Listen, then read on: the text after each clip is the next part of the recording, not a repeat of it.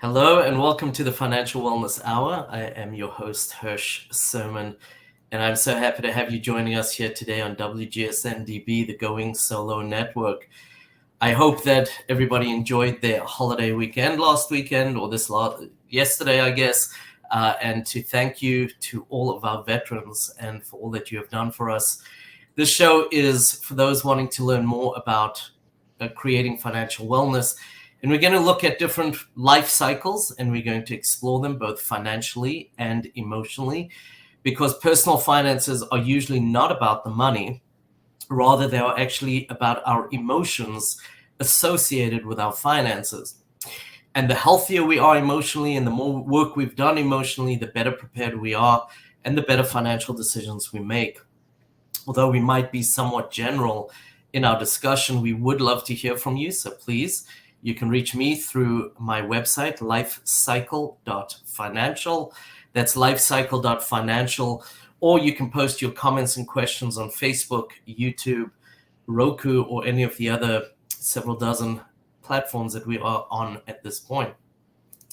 So this show is actually a little bit unique because it's a continuation of our show from about 6 months ago, where instead of taking one topic like we usually do, we took 10 topics and tried to get through all of them. And got through, I think, 3 or 4 of them. Basically, we took the top 10 questions asked about divorce, and we started running through them, trying to get information and understand what people are looking at when they are contemplating or going through a divorce. I do have a quick disclaimer, because most of what we will speak about is probably based around the Illinois law, and I just want to make sure that you understand every state has its own laws, and this should not be construed as legal or financial advice from that perspective.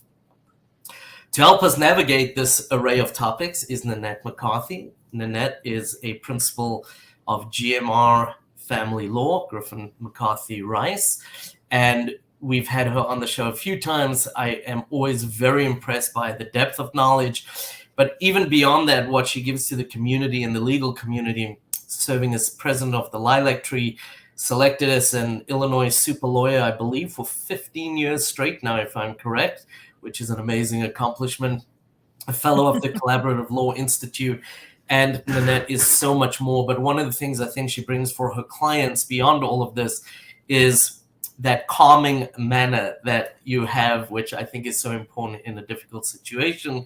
Not that that takes away in any way from the negotiation or the skills, but I think somebody going through a difficult time, it's important that they understand and they have somebody who keeps them calm. So Nanette, welcome back to the show. It's a pleasure to have you. Hi, Hirsch. Thanks for such a nice intro. Appreciate it. All deserved, all very well deserved. We've known each other for quite a few years at this point. I'm not even sure, 4 or 5 years at this point. And yeah, no, it's longer than that, Hirsch. I appreciate it. Before we actually jump into the questions, I do want to read them again. We did it last time, but I think more for people to realize the breadth of things that people are thinking through, or what maybe needs to be thought through as we go through a divorce or as somebody goes through the process. So I'm just going to read them, no particular order of popularity, but just the ones that we gathered. How much does it cost to get divorced? How long will a divorce take?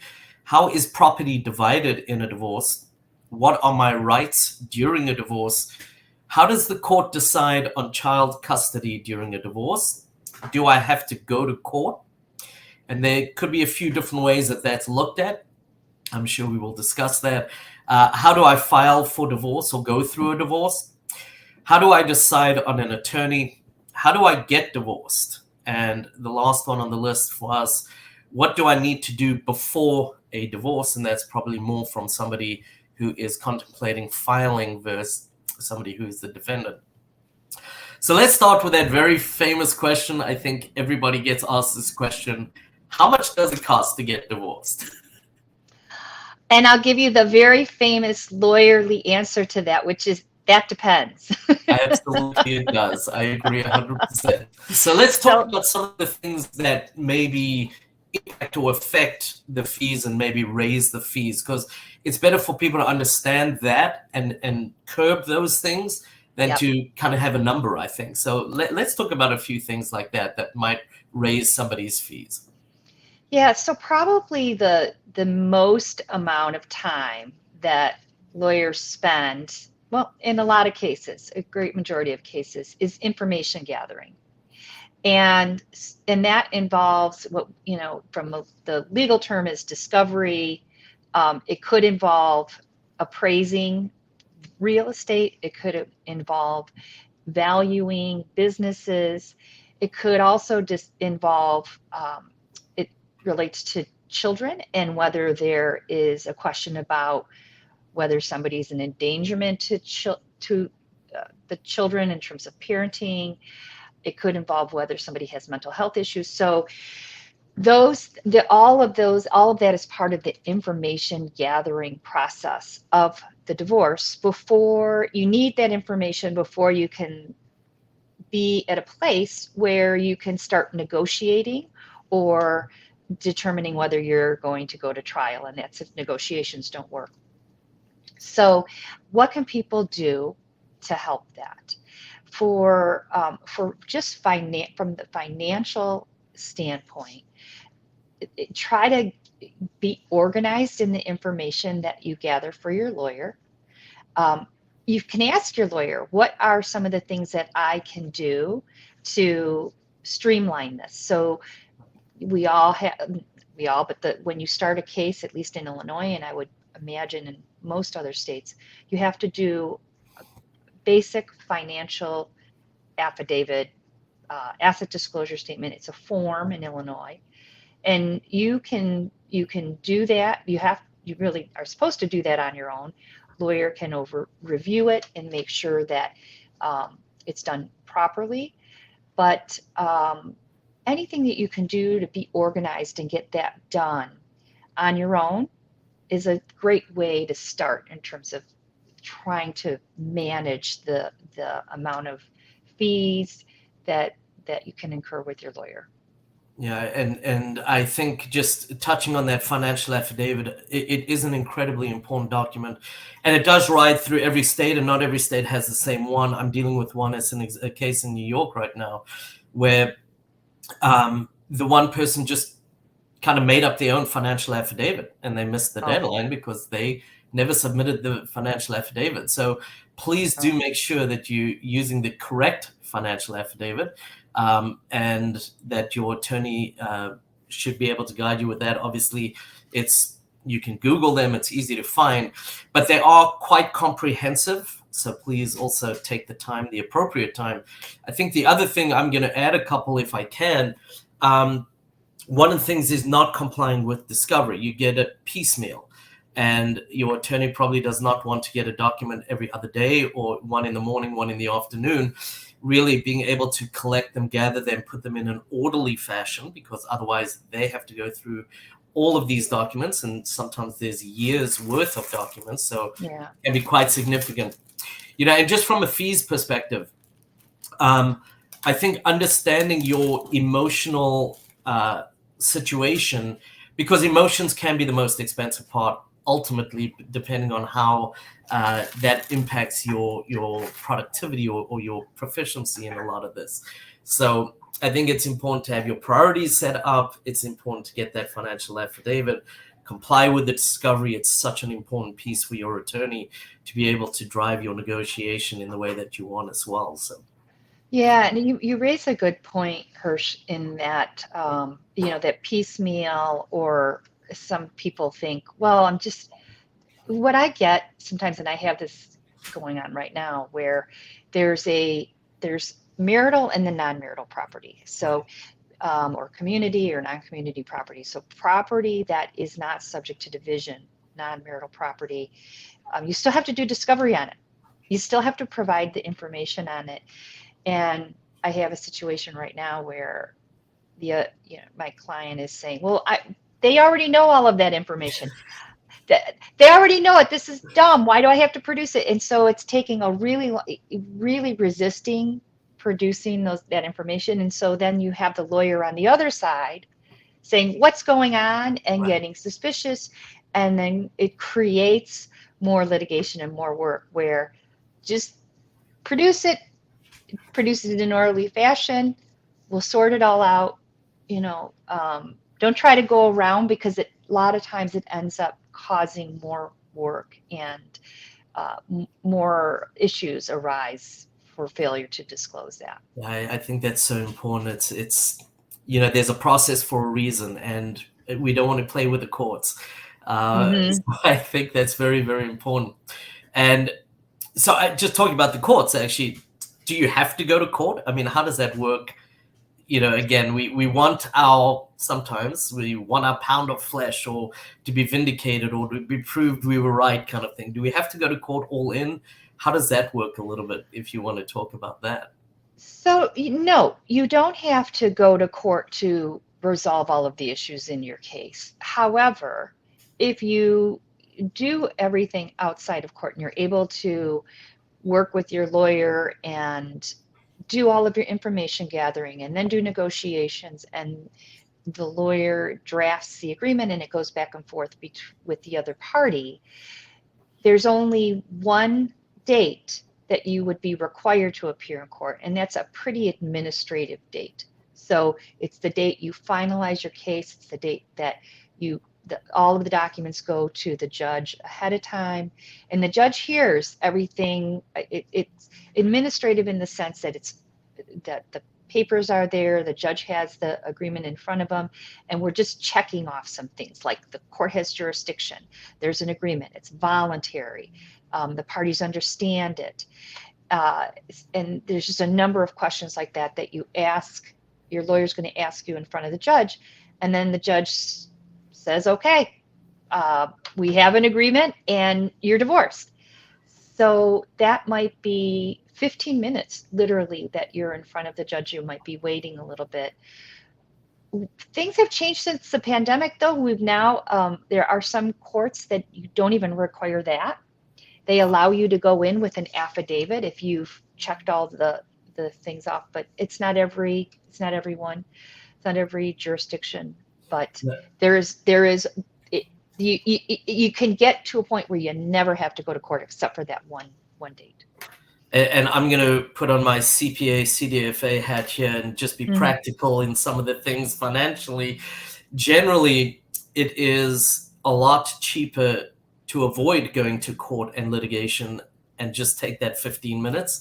That's number one. But I think also something that is so important is when you go to court, the judge decides. When you negotiate, you have more ability to be part of this ultimate solution that is agreed to. And that in itself can be a very, very big difference in the outcome sometimes as well. Yes. Not only that, not only is there a cost component to it that you have more control over, there's a time component to that too.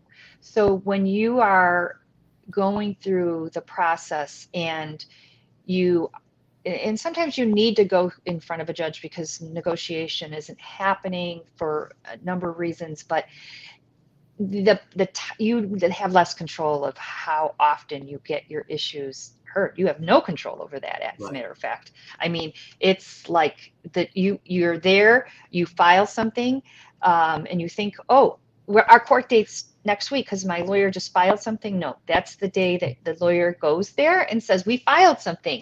Then the other party has time to respond, and then your lawyer might have time to reply to that response, and then there's a date, and it might be 3 months down the road. California, I'm hearing it 6 months down the road. I mean, there's a time and a money component to it. And again, to your point on the time, especially, sometimes they take different pieces and they might listen to the custody side versus the asset side, etc. And that in itself could be 2 to 3 months apart from each court date. So it can be spread out quite significantly in that respect as well. So, and again, some, as you said, which I think is important, which leads me into my next question, really, there are different approaches, there are different ways to do it. I think each individual needs to understand what's the best approach for my situation, because realistically, as much wonderful information that's out there on the internet, and be careful with that, your situation is unique. You live next to another family with a similar home, similar cars, probably similar amount of kids, and your priorities may be completely different. So just being able to understand that your situation is unique, what is the right approach? So that's kind of on the question of how do I get divorced? And I believe that's a question on more of the process. What are the ways that I can get divorced? What are the options or the approaches to go through this divorce? So let's talk a little bit about that, because it is important to understand that. And I think that plays into picking your attorney sometimes as well. Where do they fall on, their expertise? Yeah, it does, Hirsch. So there are three primary ways of getting divorced. One is the traditional litigation approach, and that is where you're not employing a specific process like a mediator process or collaborative process, which I'll talk about in just a second. But it's where you're going through the process of information gathering, negotiation, and settlement or trial without, with just your lawyers. And then there's mediation, and mediation is where you have a third party who does not act as a judge. It's a third party that's helping to facilitate discussions, helping to help you coming up with solutions, just helping negotiate. And that is, we can do that with lawyers or without lawyers. And there's a number of, and I think in a lot of jurisdictions, they have a lot of judges retire and they act as mediators. And there's also lawyers that do that as well. So there's that process where you have a main person that's driving the discussion in terms of moving the process along from issue to issue, talking with lawyer and party on one side, lawyer and party on the other side. It could be in two separate rooms, it could be together, but they're working through the process and the issues with everyone. And before you go to the next one, yes, keep the thought in mind. I just want to touch base on a couple things. You're a trained mediator. I've gone through mediation training, and I think the thing that really shocked me, if I can call it a shock, was the role of the mediator is not always understood by the parties going in who are getting divorced. The role of the mediator, and I have said this before, but I think it's important to reiterate, it's not to create a solution. It's to help facilitate a healthy discussion of the divorcing parties to come to a solution that they kind of come to, if that makes sense. They will reality check the situation. You want 50-50 custody on the kids, but you travel 70% of the time. Is that realistic? Should we go to 30%? Okay, those are the kind of things. But I think their idea or the goal really for them is to facilitate that healthy, productive discussion between the parties. That's something I think that you think about as well. Thanks for that, Hirsch. And so let me also talk about for a second what that first mediation session looks like, so people understand how that works. So that first mediation session is usually all of the parties in the room, and one of the first things that the mediator asks each party what their goal is for the process. And that is, we're talking about broad, long-range goals like financial success or financial security. For the other person, it might be security for my children, or we should say our children when you're in divorce process. You should always say our, not mine, but stability for our children. And so the mediator will that's one of the first things, and they'll usually put it up on a whiteboard or something. So you're looking at that throughout the process, so you don't get stuck in the weeds. This is where we're trying to get to a place of financial security or stability for my children or whatever it is. And let's keep looking at those goals and not get stuck in the weeds. So that's how a mediator helps come up with solutions. And it's so important to understand, because it also means you need to think about things before you go to mediation. Mm-hmm. You Yes. can't, you can if you want, I wouldn't recommend it. Just to walk into a negotiation of any kind, divorce, not divorce, without really thinking through what do I want at the end, or what am I willing to give up in order to get what I want, or what are my priorities, whatever these things might be. And I actually think, you're not going to generally live the exact same lifestyle that you have as one family on the same income as now being two families. So being able to live a values-based life and really have your priorities set and get as many of your priorities met as possible, and I say as possible because you may not get them all, that I think is a very important way, because it helps you live a fulfilling life beyond the divorce. And it's sometimes hard to look beyond the divorce. I admit that. Yeah. I know that. Yeah. I also want to just touch one thing on the courts and going to court.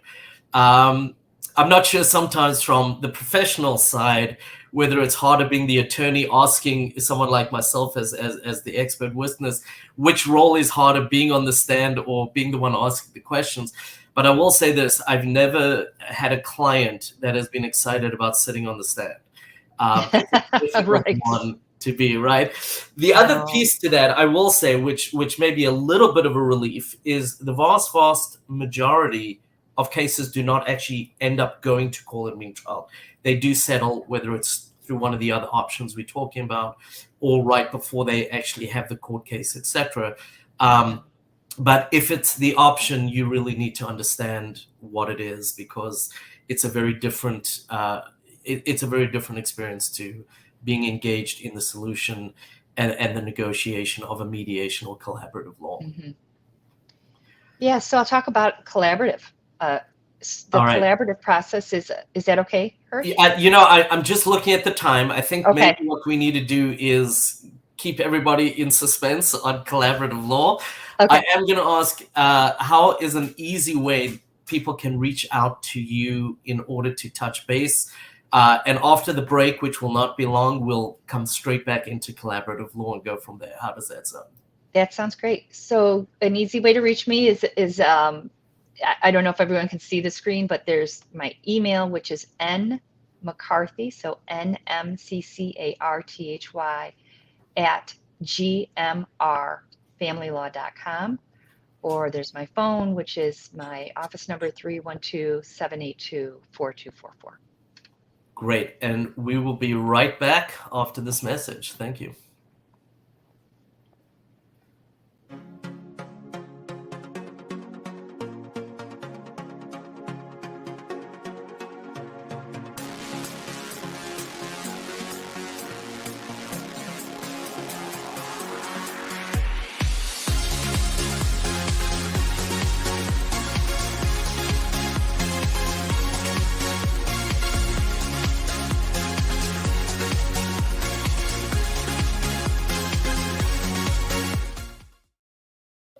Hello and welcome back to the Financial Wellness Hour. I am your host, Hirsch Serman, and you can reach me at my website, lifecycle.financial.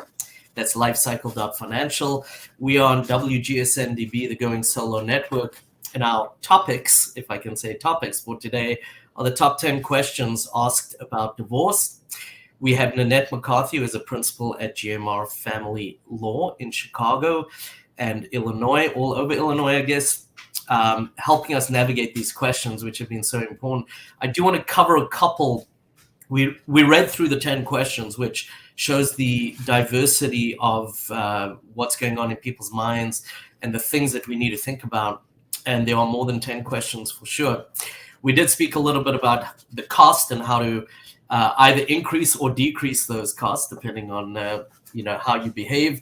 We spoke a little bit about going to court or mediation. We've spoken a little bit about the approaches in general, which I think are all very, very important.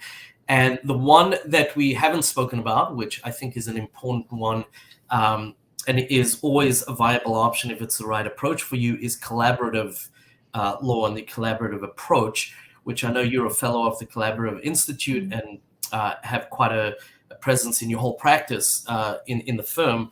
on the collaborative law side. So I'm going to let you take the lead on that, and let's dive right into collaborative law and the collaborative approach. Yeah, so the collaborative process is a team-based approach, and there's not a main leader of the communications like there is with mediation. It's more of a team-based approach, but with the same goal of maintaining control of the process and the time and the financial aspects of it. The team in the collaborative process is the parties getting divorced, attorneys, and then the attorney work is broken down with very specific individuals that really help with the efficiency. So there could be a financial neutral, there could be a child specialist or a divorce coach. It could be both of those or just one of those team members. And the idea is, again, not to keep like layering more and more people in the process, but it's to break down the work in a way that's very efficient.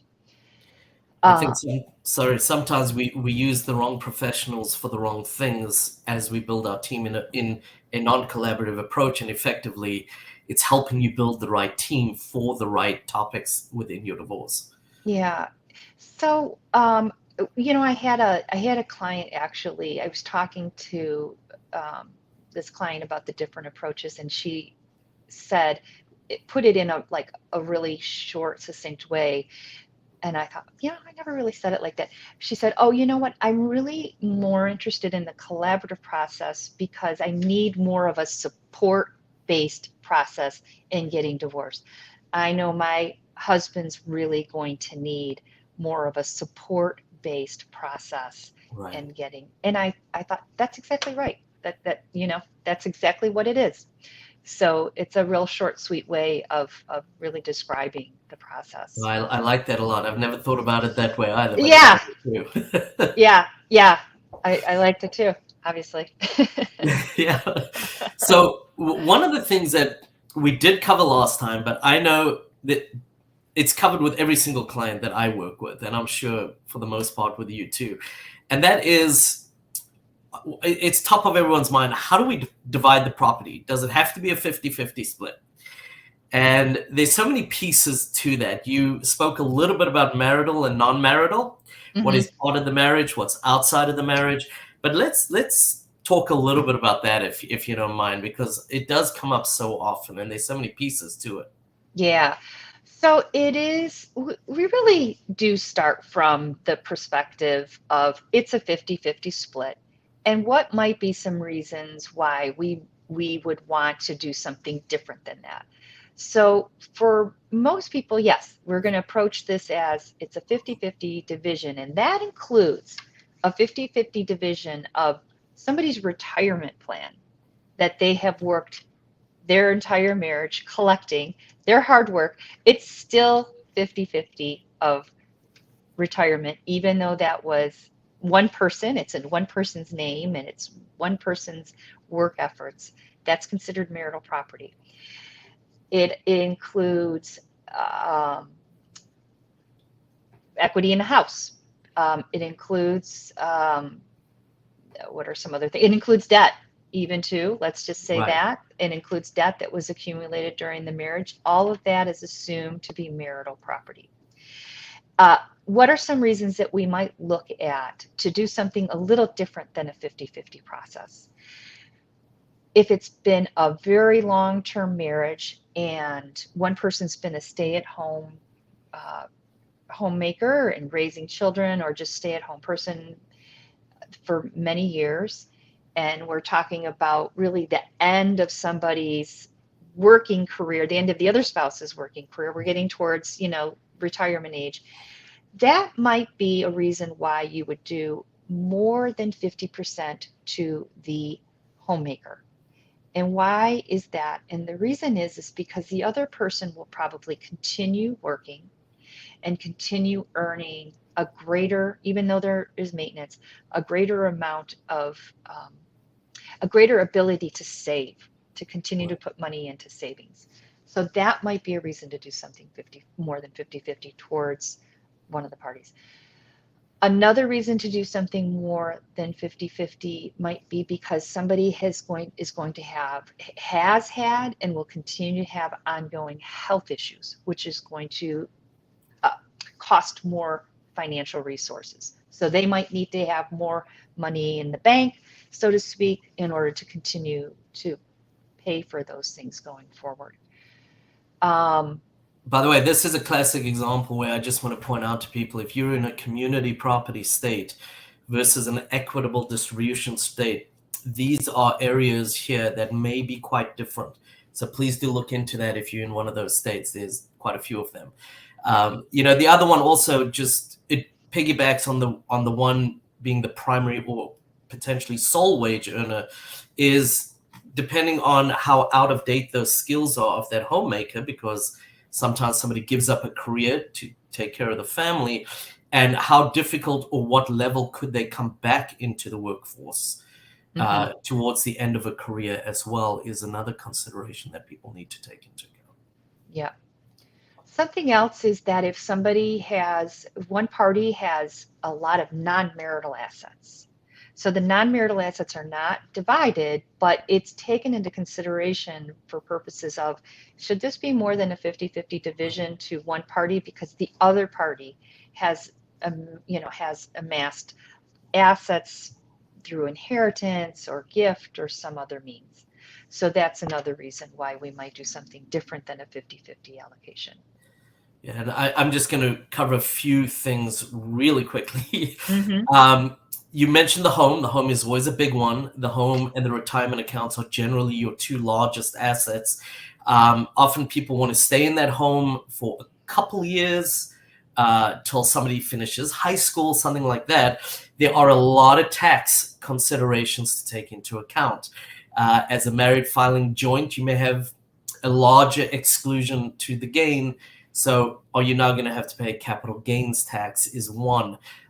If it's an expensive home, $1 million home, the closing costs can be quite expensive. If you only hold it for a couple years, you have to bear the brunt of 100% of the closing costs. If you sell it while married, it's 50%. And even if you can afford it, doesn't always make it the right decision either. I actually spent an entire session talking about the home sometimes with people. Other things to consider, not all retirement accounts are equal. You spoke about the pension plan, but we see now also more and more where there's significant monies in a Roth versus a traditional IRA or 401k. So that's another one. If it's outside of retirement accounts, what is the cost basis? I literally had one person who was a money manager. When they proposed splitting, they took all the short-term purchases with high cost basis, getting a little technical, where they would incur very, very little capital gains. The other person would incur the brunt of it. These are all different things that need to be evaluated sometimes within the splitting of these assets. Even if it's 50-50, all of these things may still apply, which I think is so important. Yeah. So one of the things that what you raised some really good issues, because I hear people sometimes say, well, my spouse said they're going to be very fair and take good care of me, and everything is going to be fine. But there's a lot of those things that a lawyer or your collaborative team, they're going to be aware of and help make it truly a fair agreement. Even when you're selling marital residence, or even when you're not selling, but maybe you're deciding to keep that marital residence, those are things that Hirsch mentioned that your lawyer and your divorce team is going to be aware of, and they're going to be able to, or they should be able to, front those issues in a marital settlement agreement. Could be that, okay, the capital gains tax is going to be because the house is being sold a couple years after the divorce, and the parties are going to split those proceeds, even though the IRS is only going to recognize the capital gains tax on one person. The parties can agree in a marital settlement agreement to divide that. Right. So there's different things that we can do. You can be creative. Um, and that's why it's just really important when to have a professional look at your agreement and what you guys have come up with, rather than relying on your spouse being fair. And I will say, I think, again, this is where communicating appropriately with your professional team is so important. And have a team. In cases, Nanette and I have actually got a consent to be able to speak to each other. Generally, you don't want 6 professionals or 2 professionals. You want a team. And I think that does make a difference. But something that you mentioned, which I do want to say, huge red flag sometimes, not always. I will be fair. I will take care of you. Don't worry. To me is a red flag, especially when it's followed up with, we don't really need to do the discovery or the financial affidavit process. Don't worry. To me, Yes. those are enormous red flags. Generally, it means I have, a couple $100,000 on the side that you don't know about. Yeah. So, Yeah. Surprising. It's surprising how people can, miss things that are on the table or should be on the table because they just haven't checked with somebody right. to make sure. And when you're in a marriage, you want to, and you want to trust your spouse. Who's going to get married to somebody and say, I don't love them and I don't trust them, right? I mean, it's just not. And over time, we build even more trust sometimes. The other thing, just with splitting the assets, which I always ask about, which there's so many of them, quite honestly, but there are a lot of what I call forgotten assets. I run a business, I put everything on a credit card, and I've got 1 million points. That can translate into money, right? Or at Correct. least a vacation. If you have burial plots, that is probably the most expensive real estate on the planet, right? So there are these, what I call forgotten assets that people often don't even talk about in a divorce, which sometimes can be used, especially if you don't really care about them, that can be used nicely to get more of what you want in that negotiation as well. Yeah. Yeah. That's very true, Hirsch. Even things that might not be have an actual cash value, like a term life insurance policy that you want to have in place because you're getting maintenance, or it's just important. Maybe your spouse has had it for a long time, and you're at that age where the life insurance is something you should consider. I mean, that is something that's important and should be on the table, but people forget about these things. Absolutely. They are very, very important. I think we have enough time to slide one more question in. So I'm going Okay. to do that. For somebody contemplating and thinking, I think I'm going to file, what do you need to think about before the divorce? Okay. So first of all, you should think about, are there documents that maybe you should put away? Maybe you should start storing some documents somewhere.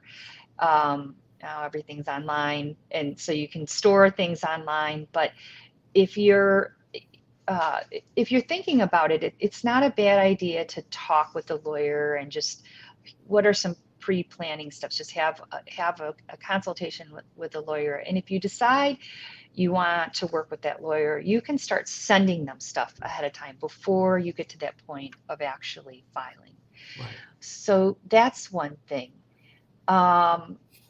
You should think about, okay, what happens if I file and my spouse cuts off all my credit cards? We have joint cards. Get a credit card in your own name, and maybe you don't use it, but if you are in a jam, you have a credit card. So you should make sure you have another source of finances. Something to think about too, and I know we just have a few seconds, is if you're going to be a maintenance candidate, if you believe you're going to be a maintenance candidate, then try to see if you can put some money aside before you before you file. Because why? Because if it's going to be through the litigation process, it's going to take you about 3 months probably before you get in front of a judge to order maintenance. And you want to make sure that if somebody cuts off your finances, that you have some funds on the side, if possible. Well, great information. Keep going. Okay. What are some other things to prepare? One of the other things to think about is starting that process can, for some people, be a very dangerous time. When you're leaving a spouse, it can be dangerous. And so you want to talk with somebody about, okay, if I file, I'm afraid that I'm going to be put in harm's way. What are some things that I can do to make sure that I'm safe? And so your lawyer might be wanting to talk to you about what are your fears? Are they reasonable? And maybe you need an order of protection. Right. So there's a lot of things. That when you're contemplating, you want to be prepared when you go through. So you're thinking about your safety. You're thinking about what are some financial documents that I should have set aside. Where are some money sources that I can come up with in a short period of time.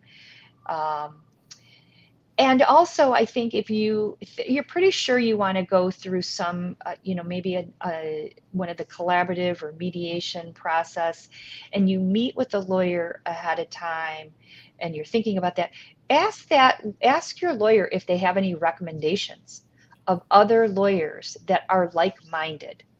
Because it is really important who the two lawyers are and whether the other lawyer has a mind frame for mediation or collaborative or alternative dispute resolution forum.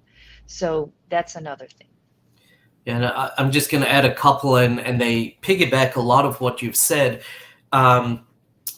We spoke about setting priorities or understanding your priorities, which I think is important.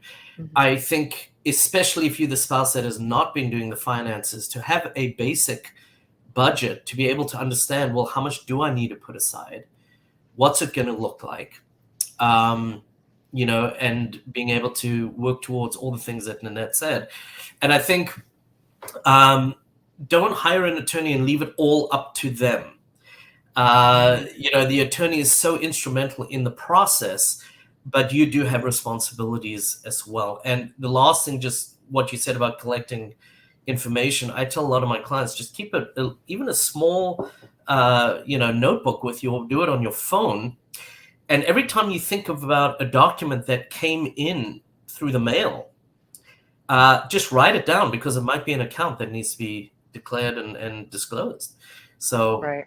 I think all of what you've said, though, all those things about almost preparing for the worst, hoping for the best, if that makes sense, is just so important. So again, before we wrap up, I'm going to ask Nanette another time, how can people reach out to you if they want to connect? So if you want to, again, I'm not sure if people can see the screen, but my email address is nmccarthy@gmrfamilylaw.com. That's nmccarthy@gmrfamilylaw.com. Or I can be reached by phone at my office number, which is 312-782-4244. Nanette, thank you. I really appreciate it. This is not an easy show, because I'm changing your direction and focus constantly with all the different questions. So I really appreciate you having all the clarity of thought for people to think through as well. I do encourage first to go to the website, gmrfamilylaw.com. There is information on there. You can reach out there as well. But again, I would encourage you to reach out to Nanette and learn more from her as well. I am Hirsch Serman, the host of the Financial Wellness Hour, and I appreciate you listening. You can reach out to me at my website, lifecycle.financial. That's lifecycle.financial. And thank you again to CC Schatz, my producer, for doing everything in the background to make it easy just to be able to have a conversation. I really appreciate everybody joining us. Have a great week. Thank you so much. Thanks, Hirsch. Have a good one.